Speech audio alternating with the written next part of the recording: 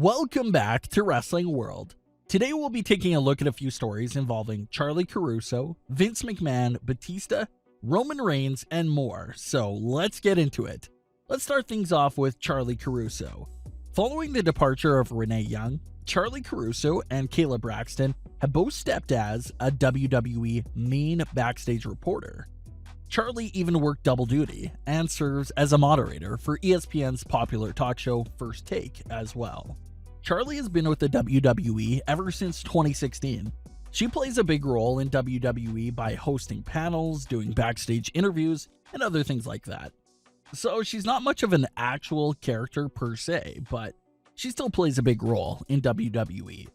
It did seem like WWE had plans to advance her character a bit and involve Charly in her first actual storyline earlier this year.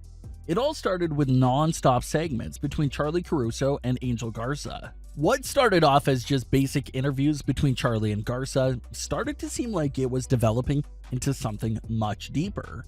Garza started to give roses to Charly every week, and she didn't seem disgusted with Garza at all. She seemed like she actually enjoyed the roses, and it always left her with a smile. We were shown those same interactions between Charly and Garza for a handful of weeks, and we all assumed that this could be a start of some storyline with Charly serving as Angel Garza's love interest. WWE even had photo shoots of Charly and the rose, and it seemed like we were getting ready for something there. But then Angel Garza started showing up with another woman to Raw, and WWE never really touched on the Caruso relationship ever again from that point on. Well, one fan on Twitter tweeted this message to Charly. I know WWE just randomly stopped storylines, but what happened to the Angel Garza and Charly storyline? Did it just disappear one day? Charly actually responded to that tweet herself and confessed that there was a storyline there between the two of them, but it was randomly stopped. Charly didn't give much information besides that, but she did confirm what we all sort of figured out, and that's the fact that it was canceled. We still don't know why, but maybe WWE just didn't like where it was going and thought Charly participating in that storyline would rip her away from being the backstage reporter for the rest of the show. It's hard to tell what the problem was, but there was definitely a story there that got canceled. Vince McMahon unbans popular move. This has been one of the biggest stories over the last few days, and apparently the news is true. Vince McMahon and WWE have apparently lifted the ban of Seth Rollins' buckle bomb move. This is the same controversial move that ended Sting's wrestling career. The move was banned mostly because of that horrific night and accident with Sting. After the move went wrong, Sting ended up hitting his neck on the turnbuckle and hasn't wrestled a match ever since. Reports claim that Seth Rollins felt horrible about the accident, and there was reportedly a ban placed on the move, so that accidents like that wouldn't happen again. WWE did something similar with Seth Rollins' curb stomp finisher as well. After that move became a finishing move for Seth Rollins, it was placed on the ban list since it was a little high risk, and Rollins was forced to find a new finisher. Seth Rollins eventually got the curb stomp back, and it appears that he has the buckle bomb back as well. Fans were quick to notice that Seth Rollins used the move towards Murphy on a recent edition of Smackdown, marking the first time that Seth Rollins had actually done the move in such a long time. Then everyone was saying, well, Rollins wouldn't go out there and break the rules by using this move, so the move must have been unbanned. So that's the general feeling right now. The move was probably removed from the ban list, and Rollins was given the okay to use the move. Seth Rollins now has his signature move and his finisher back, so hopefully no accidents happen from this point on and he can keep those moves. What are your thoughts on WWE reportedly unbanning those moves though? Roman Reigns caught crying on camera. So Roman Reigns and Jay didn't main event WWE Hell in a Cell, but they still had one of the standout matches that left everyone talking. At the start of the feud, I'm sure everyone was a bit uninterested with this matchup, myself included. I was asking myself, how can we take Jay serious as a contender for the Universal title? But I was really wrong. This entire storyline and feud has turned out to be some of the deepest and richest storytelling on WWE programming right now. Everything about it has just been so intriguing, and the story itself really pulls you in. You're rooting for the underdog Jay, just hoping he can find a way to defeat his bully of a cousin who has lost his mind, but in the end, the underdog just doesn't win in this storyline.